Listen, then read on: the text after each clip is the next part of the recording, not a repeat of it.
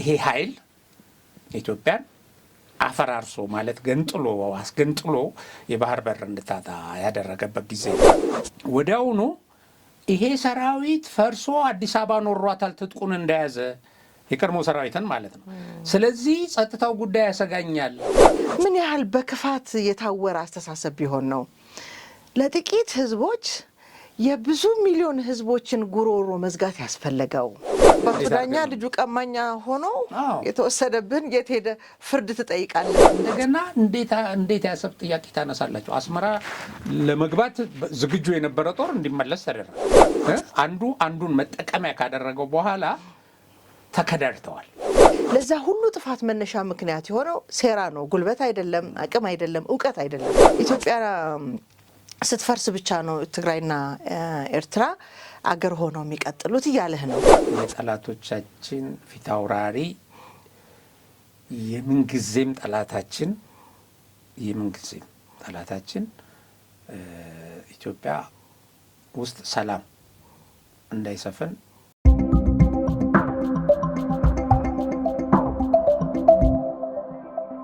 ሰላም ጤና ይስጥልኝ። እንዴት ሰነበታችሁ? ክቡራትና ክቡራን የሀቅና ሳቅ ሚዲያ ተመልካቾቻችን፣ እንግዲህ እንደተለመደው በዕለተ አርብ ወደ እናንተ የምናደርሰውን ዝግጅታችንን ይዘን ቀርበናል።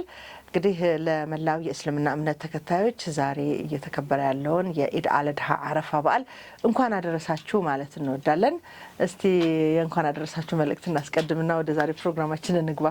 እሺ፣ እኔም ያው እንኳን አደረሳችሁ እንግዲህ ለብዙ ወዳጆቻችን በተለያዩ መገናኛ ዘዴዎች እንኳን አደረሳችሁ ብለናል።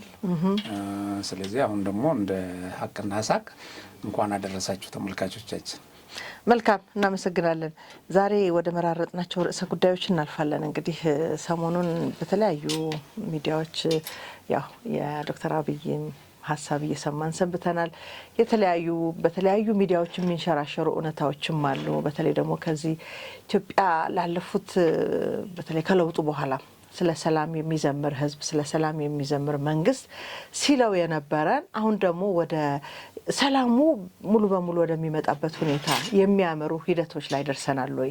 እንግዲህ በተለያየ መንገድም ምናልባት ሰላሙን የሚበጠብጥ የሚመስል ሀሳብም ይንሸራሸራል።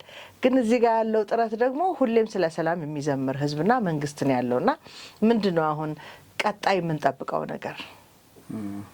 እሺ፣ አሁን ወደ ዛሬው አጀንዳችን ከመግባታችን በፊት ባለፈው ሳምንት አንቺ ከሌላ እንግዳ ጋር ነበረ ያቀረብሽው ዝግጅቱን እና እኛ እንግዳ ብዙ ነገር ለተመልካቾቻችን እንደገለጹ ነው ያለው ፊድባክም እኛም የተመለከት ነው። እኔም መጀመሪያ እሳቸው ከአንቺ ጋር እኔ በእርግጥ በስራ ምክንያት ነው ቢሆንም ግን ብዙ ነገር ሊነግሩ እንደሚችሉ ለፕሮግራማችን ድምቀት እንደሚሆንና ብዙ ሊያስተምሩልን እንደሚችሉ ምክንያቱም ጎምቱ ባለሙያ ናቸው። በብዙ ያልተገለጸ አንቺ ራሲ ስታስተዋውቂ ያልተገለጹ ብዙ ሙያዎችም አሏቸው። በነገራችን ላይ እንደውም እሳቸውም ከዛ በላይ ራሱ እንዲገለጽም አይፈልጉም እኮ ያንን ራሱ እንደው ማን ምን እየነገረን ነው፣ ከምን ተነስቶ ነው ይህንን እውነትና እውቀት ያገኘው የሚለውን ለማስተዋወቅ ያደረግኩት ጥረት ነው እንጂ ያንን ሁሉ ራሱ ስለሳቸው እንዲገለጽ የማይፈልጉ ሰው ናቸው። ልክ ነው፣ እውነት ነው። አሁን በዚህ በማስተማር ሂደት የፐርሱሲቭ ስኪል በሚል የማስተማር ሂደት ውስጥ ይሄ ሎጎስ የሚል እንትን አለ እና የአንድ ሰው ፕሮፋይል ለተቀባዩ ሰው የራሱ ኢምፓክት አለው። ይሄ ሰውዬ በምን እንትን ላይ ቆሞ ነው የሚያወራው፣ ይሄን ሁሉ የሚገልጸው እሱ ማን ስለሆነ ነው የሚለው ትልቅ ኢምፓክት አለ ሰው ለመቀበል ማለት ነው። ስለዚህ ኤክስፒሪየንሳቸው በጣም ሰፊ ነው። የትምህርት ዝግጅታቸው በጣም ብዙ ነው። የሊትሬቸር እና ስነ ጽሁፍ ባለሙያ ናቸው። በመስኩ ያው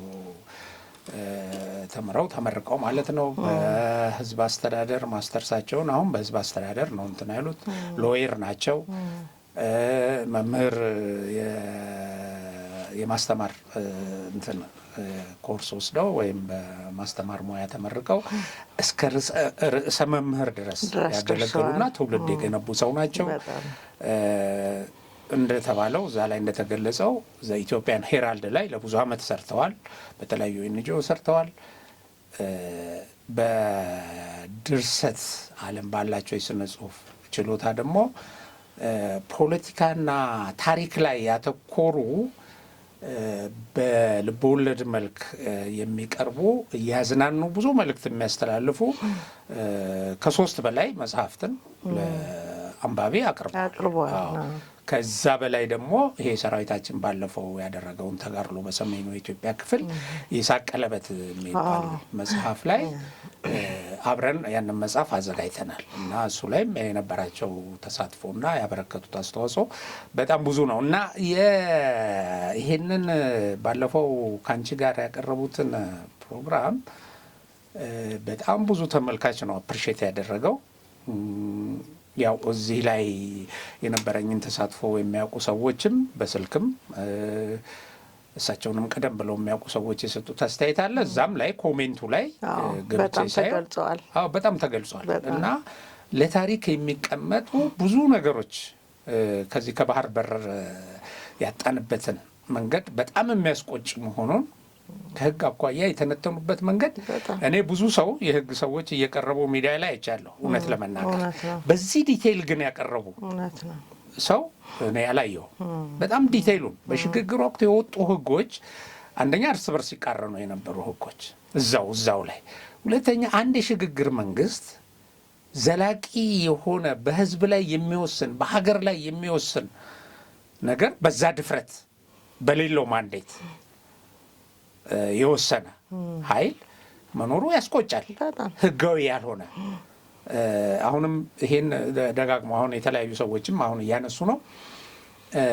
የባህር በራችንን የተነጠቅንበት ኤርትራ ከኢትዮጵያ የተገነጠለችበት መንገድ ህገወጥና ኤርትራን ለማስገንጠል የታገለ ድርጅት አንደኛው አስመራ ላይ ተቀምጦ አንደኛው ኢትዮጵያ ውስጥ ተቀምጦ ሁለት ኃይሎች በአንድ እጅ የወሰኑት ውሳኔ ነው። በአንድ እጅ በአንድ ጭንቅላት የወሰኑት ውሳኔ እኔ እዛው ናለሁ አንተ እዚህ ጋር ሆነ እንደዚህ ሆነ አንተ ይሄን አመቻችልኝ ነው እንጂ የወሰኑት ውሳኔ። አዎ ይሄ መጽናት የሌለበት ወደፊትም ታግለን ይሄ ህግ እንዲሻር ማድረግ እንዳለብን ነው እኔ ራሴ ከሳቸው ትንታኔ የተረዳሁትና ይሄ በጣም የሚያስቆጭ መንግስትም ይሄን ይዞ ሌሎች ይሄ ትውልዱም በዚህ በደንብ ሊሟገትበት የሚገባ ነገር ነው።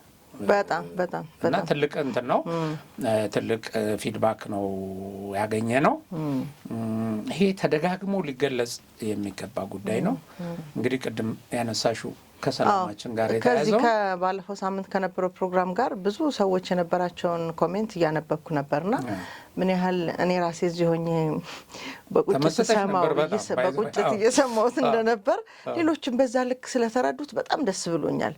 ግን እዚህ ጋር ምንድነው መደረግ አለበት ብዬ የማስበው እንዲህ ለትውልድ ነገሮችን ታሪኮቻችንን በትክክል የሚነግረንን ሰው ወይም መጽሐፍትን ለሌሎች እንዲደርሱ ባለማድረጋችን ነው ደግሞ የሆነ ወቅት ላይ እንደ አዲስ የሚነሳው ጉዳዩና ይሄ ጉዳይ በዚህ ልክ በህግም በአንቀጽም ተጠቅሶ ዓለም አቀፍም አገር አቀፍም አንቀጾች ተጠቅሶ የተነገረን ታሪክ ለሚደርሰው አካል ለማንኛውም የቤተሰብም አካል ሊሆን ይችላል፣ ለልጆቻችንም ሊሆን ይችላል። ይህንን ሀሳብ ማጋራት የግድ ይላል ብዬ አምናለሁ። የተመለከተው ሰው ብዙ ጊዜ ከዚህ ከምናቀርበው አንጻር ያው ሁሌም የሚመለከቱት ሰዎች ናቸው። ግን ይሄ በዚህ ማለቅ አለበት ወይ መድረስ ያለበት ለትምህርት ቤት አስተማሪዎች፣ በታሪክም ታሪክን ለሚያጠኑ ሰዎች፣ ታሪክን መጻፍ ለሚፈልጉ ሰዎች መድረስ ያለበት ፕሮግራም ነው ብዬ ነው የማስበውና ምናልባት ሌላ ጊዜ ብዬ አላቅም ሼር ቢደረግ ለብዙ ሰዎች ትግላችንን ይሄ ለረጅም ጊዜ በዘመናት እየደጋገምን ለምናነሳው ጉዳይ ጊዜውን አሳጥሮልን የሀገራችንን ሰላም ደግሞ በአጭር ጊዜ የምናረጋግጥበት ነገር ይፈጥራል ብዬ አስባለሁ። ሌሎች ፕሮግራሞቻችን በዛ ልክ አልሰራንም ማለት ሳይሆን እንዲህ ለሪፈረንስ የሚሆን ዩኒቨርሲቲ ራሱ የሚመራመርበት ታሪክ ነው የተወራውና በዚህ ልክ እንደው ሼር እንዲደረግ ሌሎች ጋር እንዲደርስ ቢደረግ አንዳንድ ያልገባቸው ሞጋቾች ወደ እውነታው ይመጣሉ ብዬ አስባለሁ። ጉንጭ አልፊ ሙግቶች ይደረጋሉ አይደል? አላስፈላጊ ሙግቶች ናቸው። ከህግ አንጻር ማየት የሚያስፈልግ ነገር ነው ብለው እነሱም ህግ ይዘው የሚመጡም ከሆነ ይዘው ይምጡ ብዬ ነው ማምነው። አሁን ምንድነው ይኸውልሽ በንጽጽር ይሄ የባንዳውንም በቃ የሀገር ከሃዲነት ደረጃ የወራዳነት ደረጃ ታይበታለሽ። ኦኬ እኛ በዚህ እንትን አንድ ታላቅ ሀገር ያላግባብ በግፍ ኦኬ የሆነ አካሏ እንዲቆረስ ተደርጎ የሆነ አብሮ ይኖር የነበረ ህዝብ ሁለት እንዲሆን ተደርጎ እንደገና ደግሞ የባህር በር እንድታጣ በሴራ ተደርጎ አሁን ትውልዱ ለዚህ እየታገለ ያለ መንግስት ለዚህ እየታገለ ያለ ከጠላት ጋር ሄደው ይሄንን ትናንትና አገር የገነጠለ ያላግባብ የወሰደ ዘራፊ ቡድን ጋር ወንጀለኛ ቡድን ጋር ከሃዲ ቡድን ጋር ሄደው እንሰራለን የሚሉ ሰዎች ምን ያህል የቀጨጭ አይምሮ እንዳላቸው ምን ያህል የትውልድ በቃ የታሪክ ዝቃጮች እንደሆኑ ታይበታለች። ሌላው አሁን እሳቸው ከገለጹት ጋር ልክ በዚሁ ሰሞን ያው ግንቦት ወር አይደለም ይሄ ግንቦት እኮ ማለት ያው ኢትዮጵያ ብዙ ክህደት የተፈጸመባት እስካሁን ያው ይሄ ወር በሙሉ እንግዲህ ግንቦት 20 ግንቦት 16 ሻዕቢያ አስመራ ገባ፣ ግንቦት 20 አዲስ አበባ ገባ። ይሄ ኃይል ኢትዮጵያን አፈራርሶ ማለት ገንጥሎ አስገንጥሎ የባህር በር እንድታጣ ያደረገበት ጊዜ ነው። በዚሁ በነገራችን ላይ ግንቦት 26 27 ይሁን አላውቅም መቀለ አይደር የተደበደበበት ብሎ የተለያዩ ወጣቶች ሲልኩት የነበረ ቪዲዮ እያየሁ ነበረ። አዎ ነው እዚህ ራሱ ግንቦት 27 ይሁን እንደዚህ ጥይት ቤት ፍንዳታ የተቃጠለበት ጊዜ። አዎ ይሄ እንግዲህ ኢትዮጵያ ያላትን አቅም ወደፊት ራሱ ይሄን ጥያቄ የሚያነሳ ትውልድ አቅም እንዳይኖረው ለማድረግ የመሳሪያ ፋብሪካው ሆም ተብሎ የተለኮሰ ነው። ብዙ ቦታ ላይ ወደ እዚህ ሾጎሌ ብትሄጂ ኬሚካል ተቃጥሏል። ለጦር ሜዳ ፋብሪካ ግብአት የሚሆኑ እንትኖች የነበሩበት ወደ ደብረ ዘይት መንገድ እዚህ እንትን ላይ ዱከም ላይ ብትሄጂ እንደዚሁ ይሄን ሁሉ ነገር ኢትዮጵያ ላይ ተደርጓል። ኢትዮጵያ ያለ ሀብቷ እንዲዘረፍ ተደርጓል። በዛ ሰዓት ኤርትራን ለማቆም ሲባል አሁን ሌላው ያ ሰራዊት በውስጥ ሳቦታጅ ጭምር ደግሞ እንደተደመሰሰ የሚያሳዩ መጽሐፍት ወጥተዋል። አሁን አንድ ዝሆኑን በሴራ የሚል መጽሐፍ እኔ ባለፈው ከዛ ውስጥ ወስጄ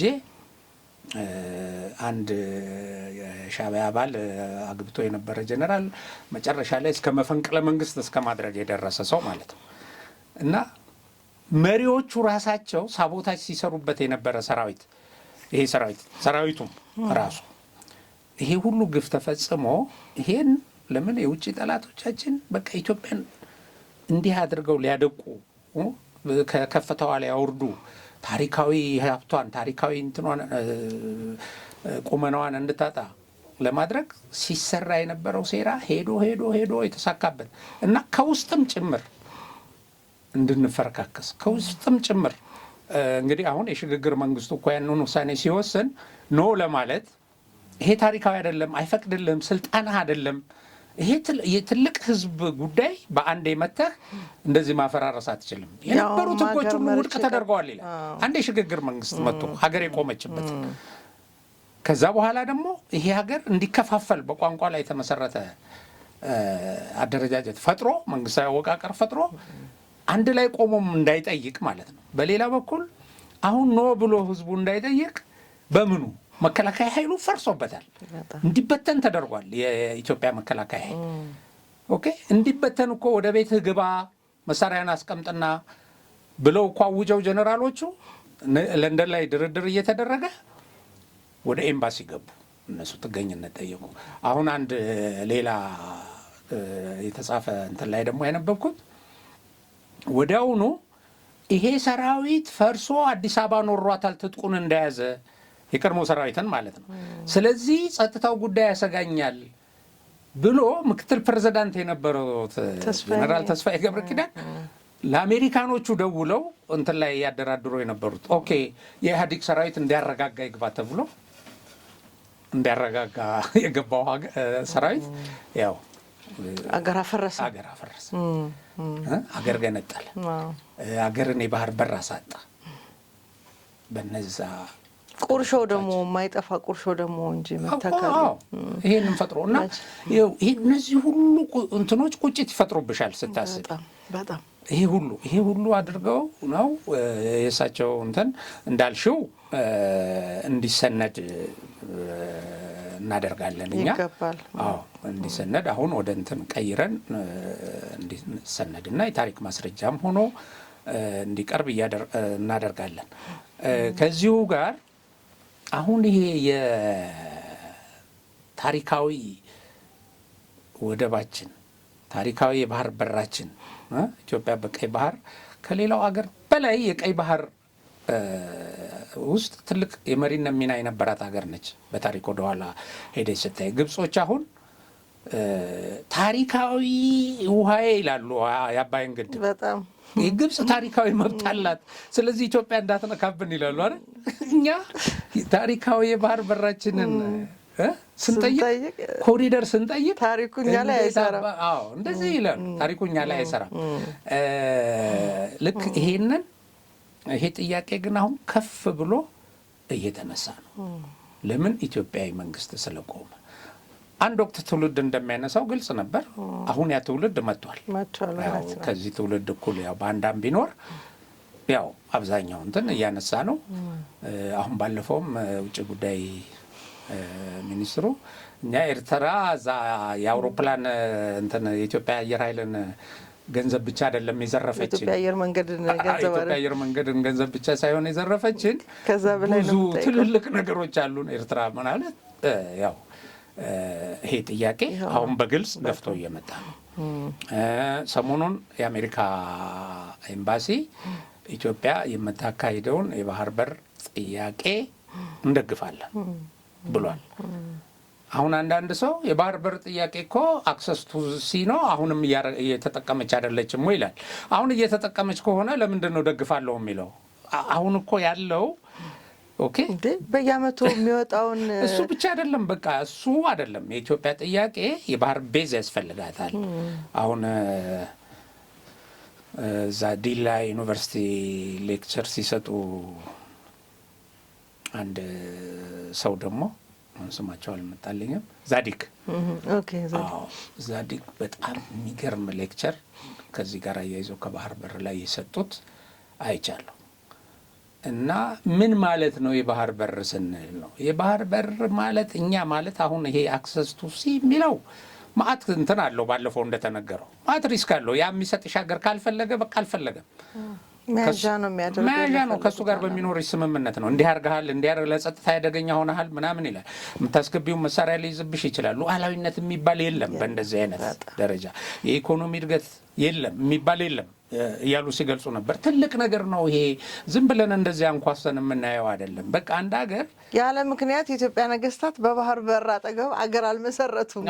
ያኔም እንኳን በዘመኑ ያንን አስፈላጊነትን እንዴት አድርገው እንዳሳዩን አይተናልና ዛሬ ላይ ሆኖ ሌላ አማራጭ ሉዓላዊነት ማለት ነው። በቃ ይሄ ምናምን ካለዛ እድገት ካለዛ ከፍታ ካለዛ ነጻነትም የለም። ፎርዛት ማለት ነጻነት የለም እኮ መሳሪያ ስታስገቢ አንድ ሀገር ከያዘብሽ መሳሪያሽን ምንድነው እንትን የምታደርገው? መልሶ መውጊያም ሊሆን ይችላል። መውጊያ ይሆናል። አዎ። እና እንደዚህ አይነት ነገሮች ስላሉ አሁን ይሄ በጣም ትልቅ እንትን እያገኘ ነው፣ ተቀባይነት በግልጽ እየወጣ ነው። ይሄ ማለባበስ ምናምን ቀርቶ ማለት ነው። በቃ እኛ በግፍ የተነጠቅነው የባህር በር አለ።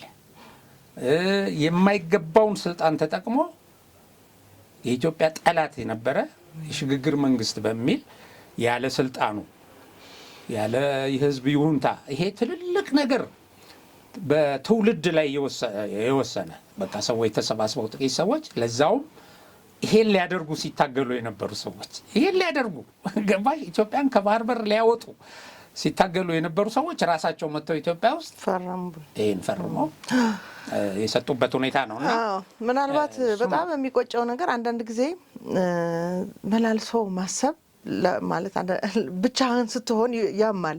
እንደ የጋራ የምናደርገው ችግሩ የጋራ እንደሆነ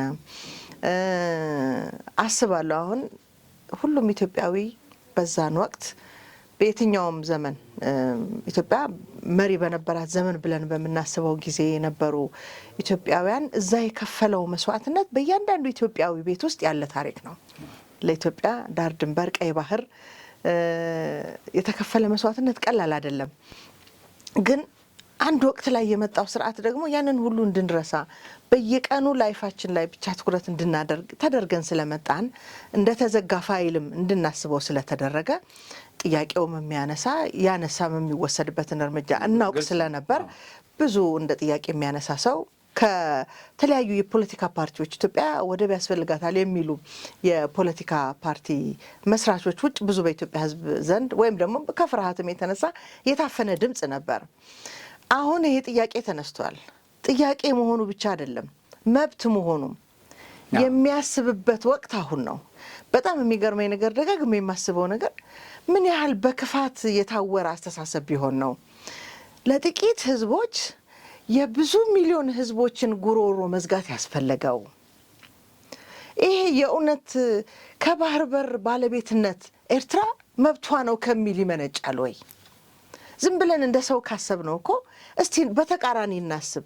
የኤርትራ ህዝብ ያልነው ኢትዮጵያዊ 4 ሚሊዮን እናድርገውና የኢትዮጵያ ህዝብ ደግሞ የኤርትራ ህዝብ አድርገን እናስበውና የእውነት የኢትዮጵያ ህዝብ ለዚህ 4 ሚሊዮን ህዝብ ወደብ አያስፈልገውም፣ የባህር በር አያስፈልገውም እንል ነበር ወይ ብዬ ጠይቃለሁ ደጋግሜ ለራሴ። ስለዚህ ይሄ ከቅንነትም ሰው ከመሆንም የሚመነጭ ስላልሆነ ነገም ከዛ በዘለለ ሌላ ታሪክ አንተ ላይ ዘር እስካይኖር ድረስ የሚያደርግ አስተሳሰብ የወለደው ስለሆነ ታሪኩን መፈተሽ፣ መመራመር፣ ወደ እውነታው መውጣት ግን ያስፈልጋል። ልክ ነው። አሁን ምንድነው ሌሎች እኮ ሀገሮች ይገርማቸዋል ማለት ይሄን ታሪክ የሚያውቁ አንደኛ እንዴት ዝም ብላችሁ ተቀመጣችሁ ይላሉ። እኛ ዝም ብለን የተቀመጥነው ያው የገነጠለው ኃይል ስለሆነ ሀገሪቱን ይመራ የነበረው አባቱ ዳኛ ልጁ ቀማኛ ሆኖ የተወሰደብን የት ሄደ ፍርድ ትጠይቃለህ? አዎ ደሴት ተወስዶባቸው ተዋግቷል ይሉናል እኮ የዓለም ህብረተሰብ። ደሴት መሬት የሆነች ትንሽ ስኩዌር ኪሎ ሜትር መሬት እኮ ስንት ውጊያ ስንት ደም ይፋሰሳል እኮ በዓለም ላይ ምን እናውቃለን እኮ በትንሽ መሬት ደሴት እንተዩ። ምንድን ነው የትላንትናው የባድመ ታሪክ አለና ሩቅ መሄድ አያስፈልገንም እኮ በቃ ለባድመ ያ ሁሉ ክተት ታውጆ ኢማጂን ስንት ወጣት ያለቀ ጥሩ እንትን ነው ያመጣሽው። እና በዛ ጊዜ ልክ ይሄ አጋጣሚ ራሷ ኤርትራ ከወረረችን አሁን እኛ ኃይል የብዙ ሚሊዮን ህዝብ ሀገር ነን። በሰው ኃይል ይሄ አንደፈርም ባይነት ያለንን እንትን ተጠቅመን አሰብን ማስመለስ አለብን የሚል በብዙ ሰዎች ዘንድ ይነሳ ነበር። በዛ በባድመ ኬስ ጊዜ በጣም እኔም ማስታውሰው የቀድሞ ሰራዊት ያው እንደዛ በግፍ የተበተነው ሰራዊት ጥሪ ተደረገለት። በዛ በጦርነቱ ጊዜ በአብዛኛው አሰልጣኞች ነበሩ። ማሰልጠኛ ገቡ። ልክ ሳይሰለጥኑ ይሄን አነሱ። በቃ እንደዚህ ከሆነም አሰብ ኦኬ እየተመዘገበ ቁጭ አለ። ልክ አሰለጠኑ። ምን ተባለና ባድመ እንደተለቀቀ ኦኬ እንዲሰበሰቡ ተደረገና ምን ነበር ከዚህ በፊት ያነሳችው ጥያቄ ያው ፕሮቮክ ተደረጉ የአሰብን ነገር እንዲያነሱ። አሁን ልክ ያሰብን እንትን ሲያነሱ ይሄ ኢሰፓዊ አመለካከት የደርግ አመለካከት የቀድሞ ስርዓት ናፋቂ በቃ ተብሎ ትባረራላችሁ ተባለ። ጦርነቱ ግን አላለቀም። ልብ አድርግ። እነዛ በጥላቻ ሰክረው የነበሩና ይሄን ኃይል እንደዚህ አይነት ጥያቄ እንዳይነሳ ኤርትራ የሚባለው ነገር ልብ አድርግ ወሮ ባድመን ወስዶ ያኔ እኮ ሰኔ 3 ባይገታ ኖሮ ሻዕቢያ መቀሌን በሙሉ ይሄ ሽሬን መንገድ እስከ ሁመራ ያለውን ያጥለቀልቅ ነበረ። እንደዛ ሲያደርግ ነው ሰኔ 3 ኃይል ሄዶ በዛ በወረራው ዘመን በ1990 እንዲገታው። ከዛ በኋላ ኢትዮጵያ ህዝብ በክተት ሄዶ ተዋጋ። ይሄን ያደረገ ሰው የመጀመሪያ ጠላቴ ደግሞ ብሎ እኮ ጦር የሰበቀው የትግራይ ህዝብ ላይ ነው። ለምን ኬላ እየዘጉ ወደ ኤርትራ እንትን መሄድ ማቆም ጀምረው ነበር። ብዙ የትግራይን እንትኖች አፍኖ ወስዷል። አስቢ የአካባቢ አስተዳዳሪዎች ምናምን አፍኖ ወስዶ ስንት ግፍ ሰርቷል። ይሄን የሰራ ኃይል እንደገና እንዴት ያሰብ ጥያቄ ታነሳላቸው? አስመራ ለመግባት ዝግጁ የነበረ ጦር እንዲመለስ ተደረገ። ገብተን ሻዕቢያን ካልደመሰስን እረፍት አይሰጠንም፣ በቃ ሻዕቢያ ጦረኛ ነው ያሉ ኃይሎች በኋላ የደረሰባቸው ነገር ያው ግልጽ ነው። እንግዲህ አስቢ እንደዚህ ያደረገ እስከ መጨረሻው ድረስ ለኤርትራ ሲሟገት የነበረ ወቅቱንም እንኳን ሌላ አንድ የእንትና ሾፌር ማነው እንትን አጃቢ የመለስ ያጋለጠው እንትን አለ ባለፈው በዛ በባድመ ጦርነት ጊዜ መለስ እየሄደ ከኢሳያስ ጋር አስመራ ቤተመንግስት ይገናኙ ነበር እውነት ነው። ገባሽ? ሰው እዚህ እየተዋጋ ደሙን እያፈሰሰ ማለት ነው። ስለዚህ እንደዛ ነው። አሁን ግን ጊዜው ደርሷል። ይሄ ግለት መቀጠል አለበት። በቃ ይሄ ግለት መቀጠል አለበት። ያው መንግስት እንደሚለው በተቻለ መጠን በሰላማዊ መንገድ ሰላማዊ መንገድ የሚባል ሁልጊዜ በልመና አይደለም። አሁን እንደ ኢሳያስ በልመና እንትን ሰላማዊ መንገዶች ብዙ ነገሮች አሉ። የኃይል ጫና ለምሳሌ ይሄ ዲተር የማይደርግ የሰራዊት ዝግጁነት ደረጃ እየፈጠርሽ ዲፕሎማሲያዊ ጫና እያደረግሽ ይሄ አሁን ብዙ ዓለም ይሄን እየተረዳ ነው ያስፈልጋል የሚል እነዚህ ዲፕሎማሲ ከተለያዩ ታላላቅ ሀገሮች ጋር የሚደረጉ ውይይቶች ወደዚህ የሚያመሩ ናቸው። እነዚህን አድርገን ራሱ ደግሞ በውስጥ ችግሩ ሊወድቅ ይችላል። ይሄ መንግስት አሁን ብዙ ነገሮች አሉ ከቲፒኤልኤፍ ጋር በፈጠረው ግንኙነት የተቃወሙ ጀነራሎች አሉ። አሁን ኤርትራ የኢሳያስ መንግስት ለምን ይሄ በነገራችን ላይ ያው ወደ ዋናው ጥያቄ በዛው እየመጣ ነው። ንግባን ቀጥልበት መንደርደሪያው በጣም ረጅም እና ምንድን ነው አሁን ስለ ሰላም ስናነሳ የጠላቶቻችን ቁመና አሁን ብዙ ዛም ዚህም ሲባል ያው ባለፈው እንዳልነው የእንቁራሪቶቹ ጩኸት በህዝቡ አይምሮ ውስጥ የሚፈጥረው ስጋት ከፍተኛ ነው። በብዙ ወደ እንትኑ ገብተሽ ግን ስትተነተኛቸው ስታነቢያቸው አንድ ናቸው። አንድ ብዙ ቅርንጫፍ ያላቸው በቃ ለምንድን ነው አሁን የኢትዮጵያን ብሔራዊ ጥቅም በመጻረር ኢትዮጵያን ለማዳከም ኢትዮጵያን ለማፍረስ አይደለ የቆሙት። ስለዚህ ስማቸው ብዙ ግን አንድ ናቸው። እነዚህ ይሄ ትስስር አሁን በምን ሁኔታ ላይ ነው ያለው ነው ይሄ እንደ አንድ የሚያቆማቸው አንዱን ለመደገፍ የቆሙበት ቁመና በምን አይነት ነው ያለው ስትይ አሁን የኤርትራ ሁኔታ ያው ይታወቃል። ኢኮኖሚያ ጦርነት መሸከም ይችላሉ ብለን ስናስብ አሁን እነሱ አይደሉ የኢትዮጵያ መንግስት ጦርነት አውጆብኛል ብለው እንዋጋለን እንከላከላለን የሚሉት ባይዘዌ ለጦርነት እኮ የሚፎክረው አሁን ራሱ ሻዕቢያ ነው።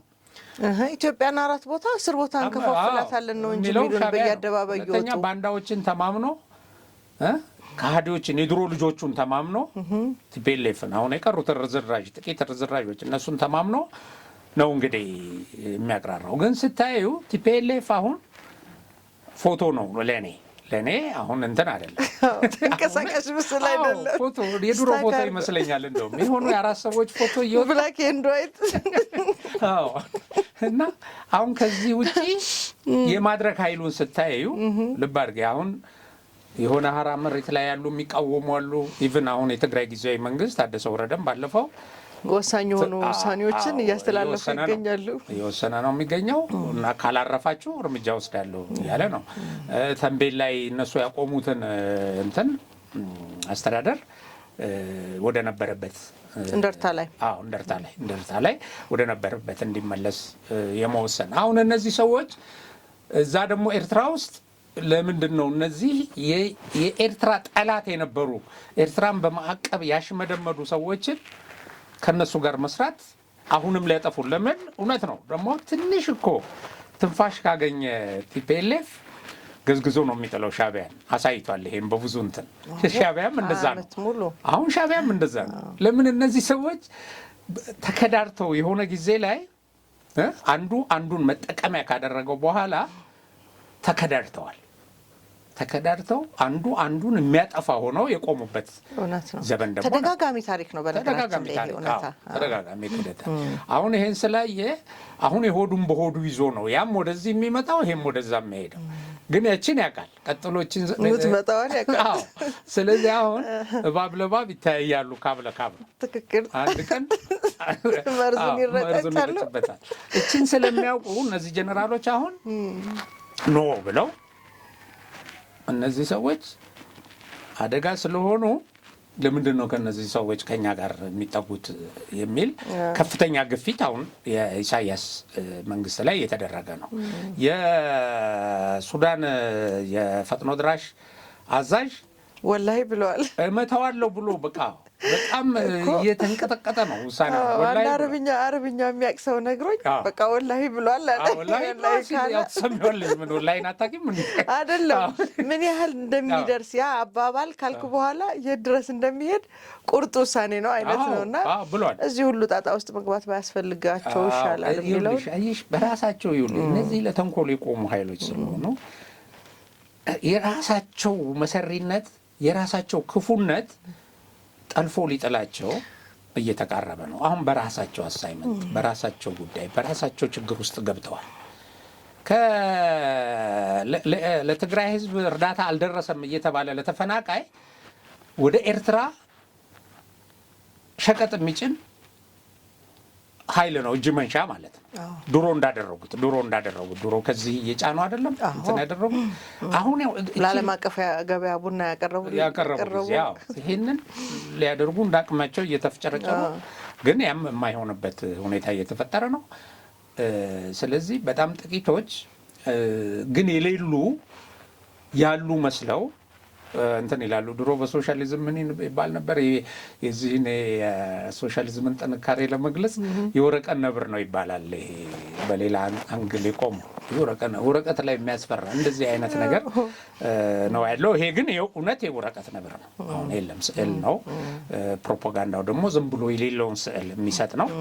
ወደዚህ ወደ አማራ ክልል ስትመጪ እንግዲህ ሰሜኑ ላይ ወደ አማራ ክልል ከመሄዳችን በፊት ጥሩ ስዕል ነው ብለን ልናስብ እንችላለን። እውቀት የለውምና ሴራውን አቁመዋል ማለት ግን ልክ ነው ወይ? ምክንያቱም አንዳንድ ጊዜ ትላንት የተሰራው ስህተት ለትላንት ተመልሰን የምናየውን የትላንትናን ታሪክ ዛሬ ላይ ሆነን ስናስበው ለዛ ሁሉ ጥፋት መነሻ ምክንያት የሆነው ሴራ ነው። ጉልበት አይደለም፣ አቅም አይደለም፣ እውቀት አይደለም። ሴራውን መልሰን አይተን በትላንትናው የሴራ መንገድ ደግሞ እየመጡ መሆናቸውን የምናይባቸው ሌሎች ምልክቶች አሉ።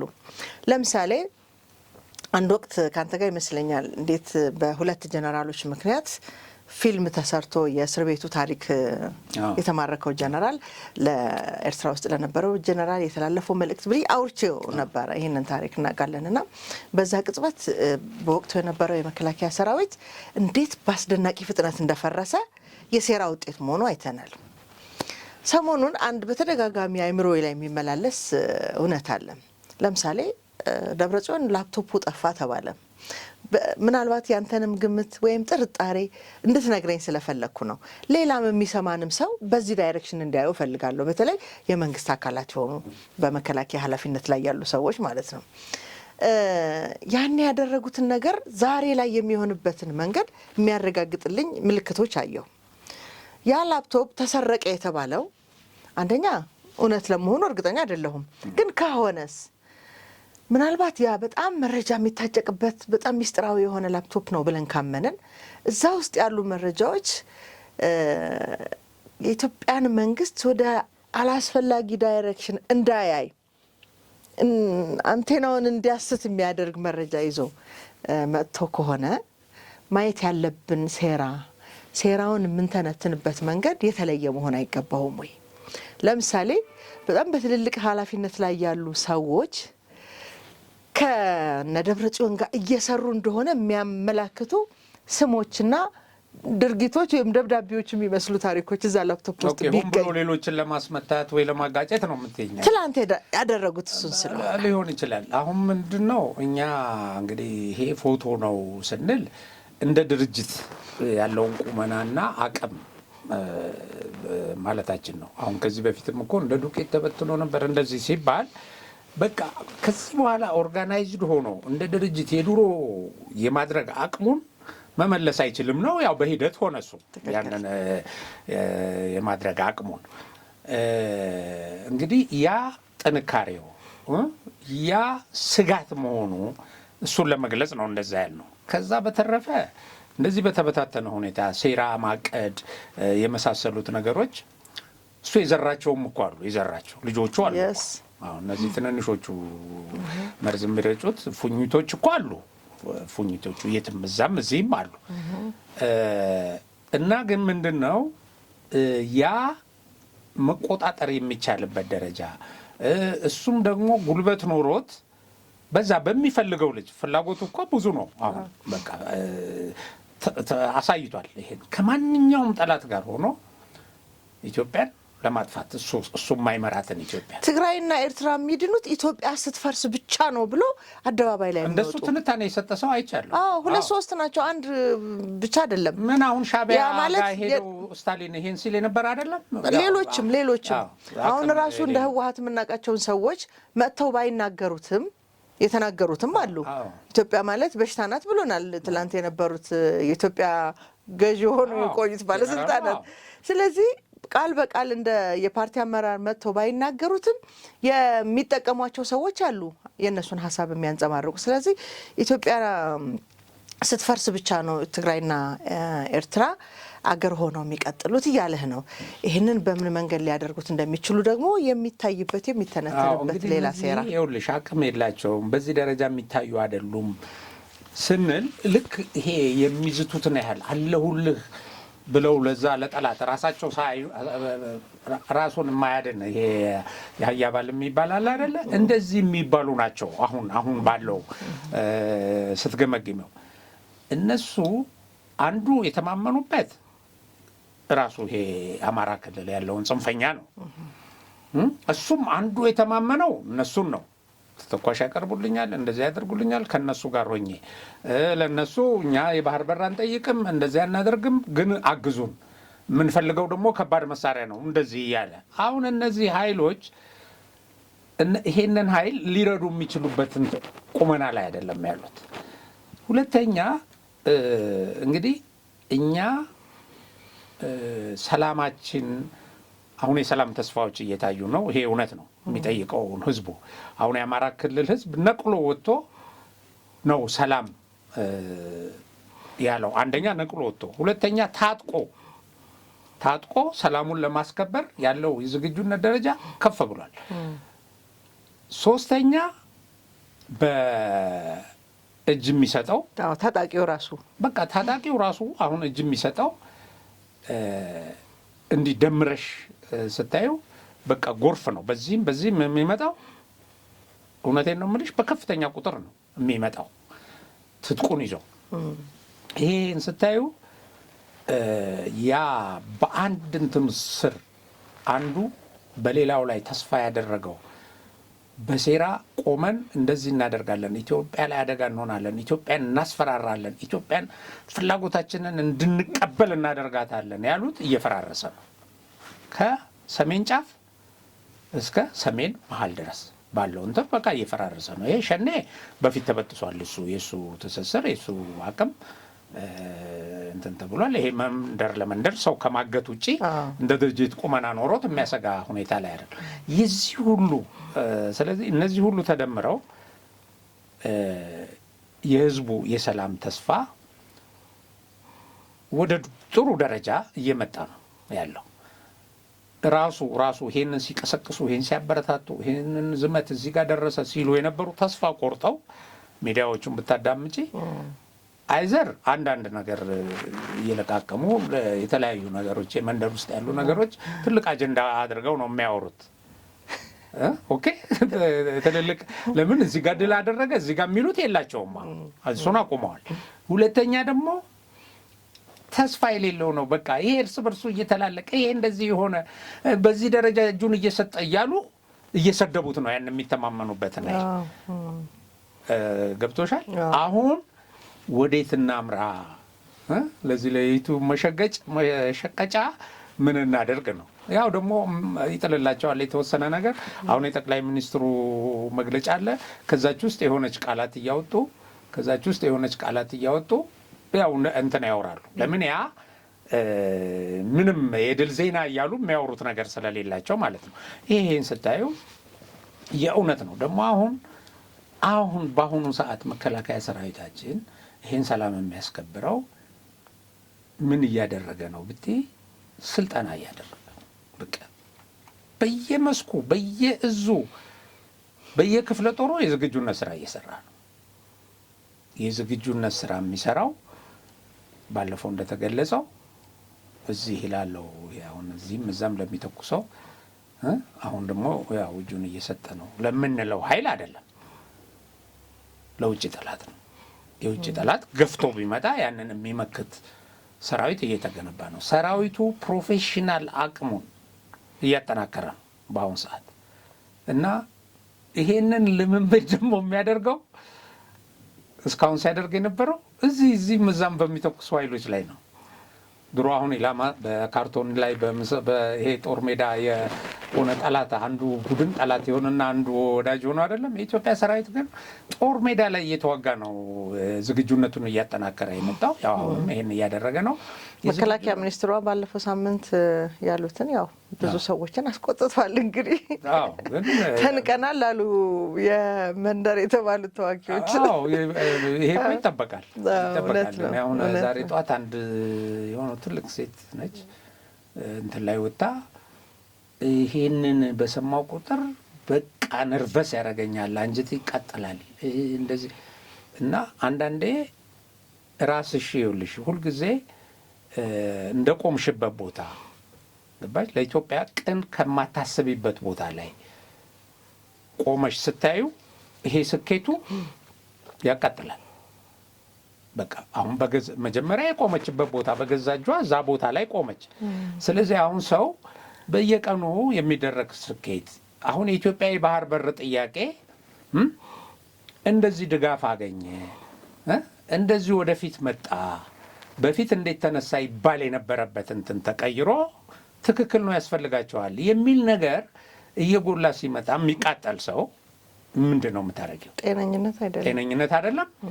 ይሄ መቃጠሉ ደግሞ እየጨመረ ነው የሚሄደው። በቃ እየጨመረ ነው። ለምን ይሄ አይቆምም፣ ይቀጥላል ስኬቱ። እንደዚህ አይነት ነገሮች አሉ እና ሰላም እኔ እንትንም ላይ አሁን ፕሮፋይሌ ላይ ሰላም ለኢትዮጵያ ብዬ አንዱ ከስር ብልጽግና እያለ እንዴት ሰላም ይመጣል አለ። አሁን ይሄ ነው ኢትዮጵያ መከላከያ ለሰላም ነው የሚዋጋው፣ ሰላምን የሚያደፈርሱት እነዚህ ናቸው ምናምን ማለት ጊዜ ማባከን ነው።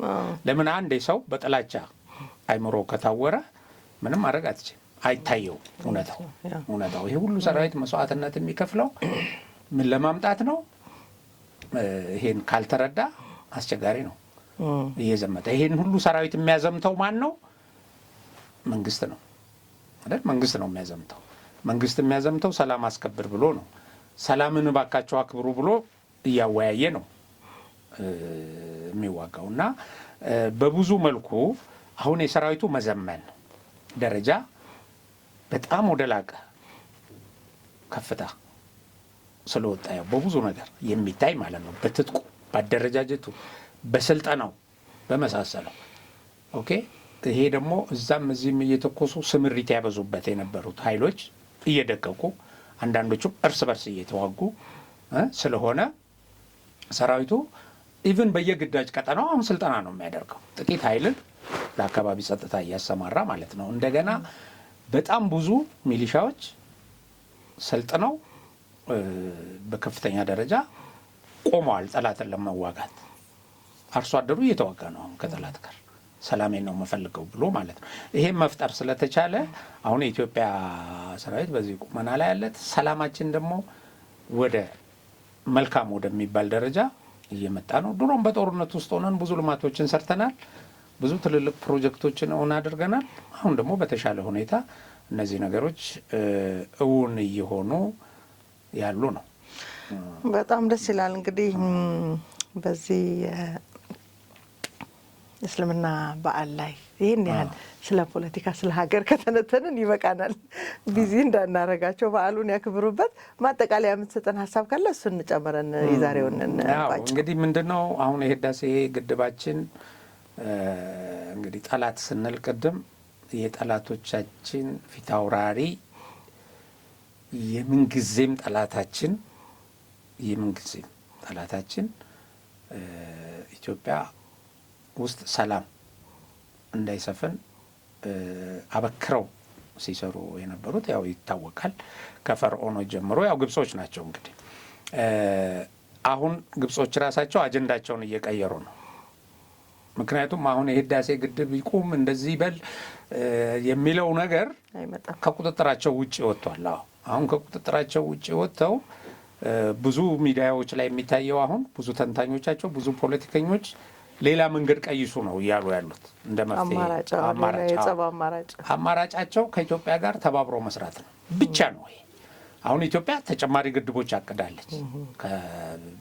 ይሄ ሲያልቅ በፊት እነሱ አስገዳጅ ውል ትፈርም ለምን? አንደኛ ይሄንን ለሃይድሮ ፓወር እንትን ያለ ለመስኖ እንዳትጠቀም፣ ሁለተኛ ሌሎች ግድቦች እንዳትገድብ፣ ሶስተኛ የድርቅ ወቅት ቢያጋጥም ለግብጽ ውሃ እንድትለቅ። ኦኬ መብራቱን አጥፍተሽ ለሌላ እና የሚገራርሙ የቅኝ ግዛት ይሄ የኢትዮጵያን በባህርነት የመግዛት ፍላጎት ኢትዮጵያ ሉዓላዊነት እንደሌላት አሁን እነዚህ ጥያቄዎች ደብዝዘው በቃ አብረን እንስራ ፍትሃዊ እንትን ይምጣ ወደሚል ነገር እየመጡ ነው። የለም አሁን ያ ጫጫታ ቅድም አሁን አሸናፊነት እምልሽ ይሄን ነው። አሸናፊነት ከዚህ በኋላ እሱ ተመርቆ ወደ ስራ ሲገባ አሁን እዚህ መንደር ላይ የሚተኩሱ ሰዎችን ወደ ማስታጠቅ ወደ መሳሰለው አይሄዱም። አንደኛ አያዋጧቸውም፣ ሁለተኛ ትደራደሪያለሽ። ጠላትን አትርዳ፣ ከረዳ ታያለሽ። በሙሉ እኮ ኢትዮጵያ ይኸውልሽ ሶማሌ በዛ የሚንጫጫው ኢትዮጵያ እንዴት የባህር በር ታገኛለች የሚለው እኮ የኢትዮጵያን ውሃ የሚጠጣ ነው። በኢትዮጵያ ውሃ እያለማ የሚበላ እኮ ነው። አሁን ሶማሌ እዚህ በምስራቅ ብትሄጂ ወይ ራስ ኦጋዴን ላይ እነዛ ውሃዎች ልማት አልምተው የኢትዮጵያን ሕዝብ ተጠቃሚ አላደረጉም። አሁን ግን እያደረጉ ነው። አሁን ይሄ እነዚህ ነገሮች እየተሰሩ ነው። እንደዛ የሚያደርጉ ሀገሮች በምቀኝነት ኢትዮጵያ እንዴት ይላሉ። ኦኬ አሁን ደግሞ ከኢትዮጵያ የሆነ ነገር ተጭኖ እንዲሄድላቸው የሚፈልጉ ሻዕቢያዎች ኢትዮጵያ እንዴት የባህር በር ለዛውም ይኸውልሽ ይሄ ዝም ብሎ የተቀመጠ ወደብ ምቀኝነት ካልሆነ በቃ አይመነጭም። በነገራችን ላይ ሰው ከመሆን አይመነጭም። ይሄ ጉዳይ መጠናት ያለበት ታሪክ ነው እንጂ እኛ ከምንጠቀም ኢትዮጵያ ትጎዳ ነው።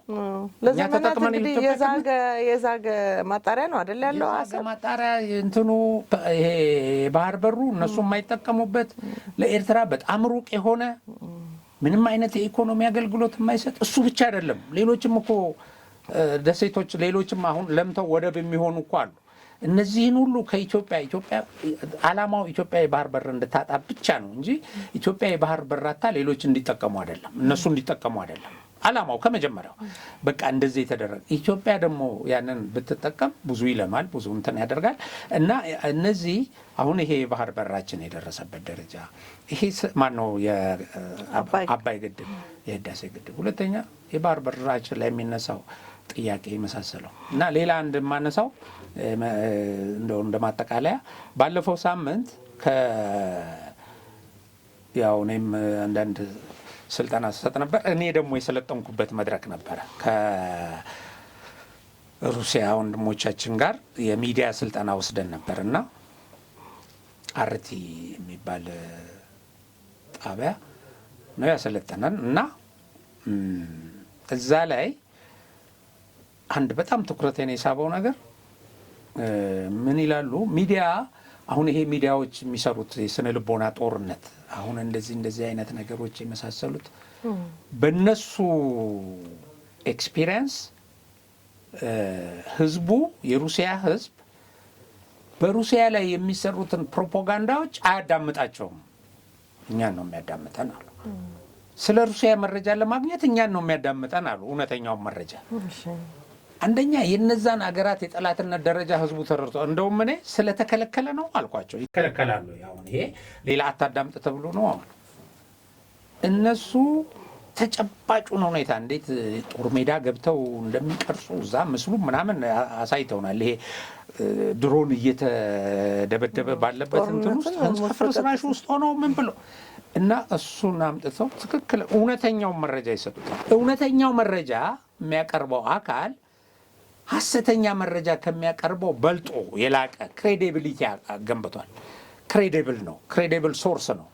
ኦኬ የእኛ ሚዲያዎች በዚህ ደረጃ ክሬዲብል ሶርስ ስንሆን ለምን ይሄ ባንዳው ወደ እንትን ይምጣ ብለን መጠበቅ የለብንም። ትክክል ስራቸው ነው ስራቸው ነው። በቃ እነሱ ስራቸው ሽቀላ ነው፣ ስራቸው ጥላቻ መዝራት ነው፣ ስራቸው የቀጠራቸውን አካል ማስደሰት ነው አይደለ? እነሱ ስራቸው ግን ይሄ ለኢትዮጵያዊነት ጋር የቆመው ኃይል የላቀ ተቀባይነት እጁ ላይ ያለውን እውነት በትክክል የሚገልጽበት ደረጃ ላይ መድረስ አለበት። አሁን እቺ ትንሽ ቃላት ነው ግን በጣም ነው ልክ ነው እንትን የሰጠኝ። ለምን አሁን እነሱም ላይ ግልጽ የሆነ ጠላት ለእኔ የሚበጅ ነገር ይነግረኛል ብሎ አይጠብቅም ህዝቡ። ለምን አንቺ ይሄ ነው እውነታው እያልሽ ግር በግር እየተከታተልሽ ኢንፎርሜሽን ከመገብሽው እንደዛ አያደርግም። ስለዚህ እኛ በሚዲያም ይሄን ሰላም ለማጽናት መረጃ በመስጠት ረገድ አሁን 7 ዓመት ቆይቶ አሁን የ7 ዓመት ጠቅላይ ሚኒስትሩ ራሳቸው ወጥተው ሪፖርት ከሚያደርጉ በዚህ ደረጃ ኮሚኒኬሽኑ ሚዲያው በየጊዜው ሁሉ ያው የምንለው ነገር ነው። በነገራችን ላይ በተለይ በተለያዩ አካባቢዎች ያሉ እውነተኛ መረጃዎች ከየአካባቢው በቀጥታ እውነታውን መቅረብ አለበት። ህዝብ ሌላ መረጃ ፍለጋ አይሄድም። በቃ ይሄንን መስጠት ማሳው ብዙ ሰው በጠላት ይጠለፋል። በዚህ ጋፕ ውስጥ ብዙ ሰው የጠላት መረጃ እውነት ይመስለዋል። ብዙ ነገሮች ለምን እንዲተደረገ የሚባሉ ነገሮች መልስ እያላቸው መልስ አለመስጠት ይሄ ነው እና ስለዚህ እኛ ይሄ የህዝባችንን የማሳወቅ ህዝባችንን ለሰላም እንዲቆም የማድረግ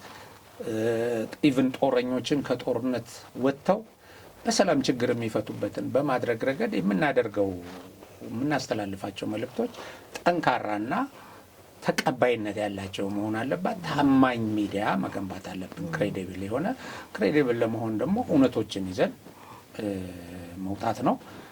ይሄ ከሆነ የሰላም ተስፋችን ከፍተኛ ነው። ያው ሰላም እየመጣ ነው። ጸሎትም በየቦታው ሰዎች እኮ ሰላም ይፈልጋሉ። በየቤተ ክርስቲያኑ እኮ ለሰላም ነው የሚጸልዩት። እውነት ነው።